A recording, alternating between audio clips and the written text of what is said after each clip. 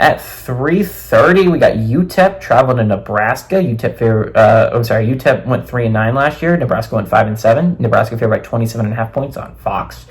Caden McConnell for the Miners went 92-172, threw for 1,437 yards, 6 touchdowns, 4 interceptions. Deion Hankins had 157 carries for 812 yards and 5 touchdowns. And Kelly Akaragi, I probably pronounced that right, had 48 catches for 1,033 yards and 7 touchdowns. Heinrich Harburg for the Cornhuskers went 77-157, threw for 967 yards, 7 touchdowns, 7 interceptions. Also led his team on the ground with 120 carries for 477 yards and 5 touchdowns. Billy Kemp IV led his team in receiving yards, 35 catches, 310 yards and touchdown. And I know what you're asking. How many of those players are still there? Exactly none of them. So I know what you're thinking. What was the point of reading you all those stats? Fill out time on the video. So I think what's really going to be interesting here for Nebraska is obviously Matt Rule's first year. He didn't have a lot to work with offensively, and he still went 5-7, almost made a bowl game if his offense didn't sell against Iowa. They easily could have probably won that game and gone bowling.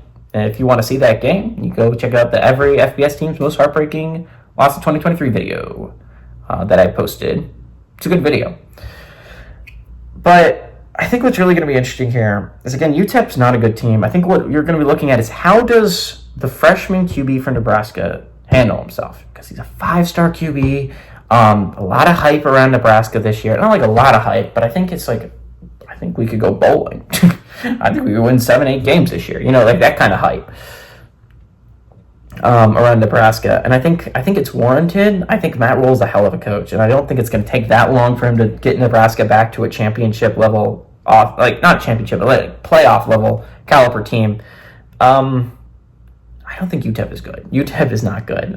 They might be with Louisiana Tech as the worst team in the Conference USA. Again, Conference USA is a rough conference. There's not a lot of great football teams in there, and I think UTEP is one of the bad ones. I don't expect UTEP to be that good. I don't. I think this is going to be a Nebraska game. I think this is a chance to show how good Nebraska can be this year, and I think Nebraska is going to take that opportunity and run with it, especially on national television on Fox. Give me Nebraska to win and cover at home.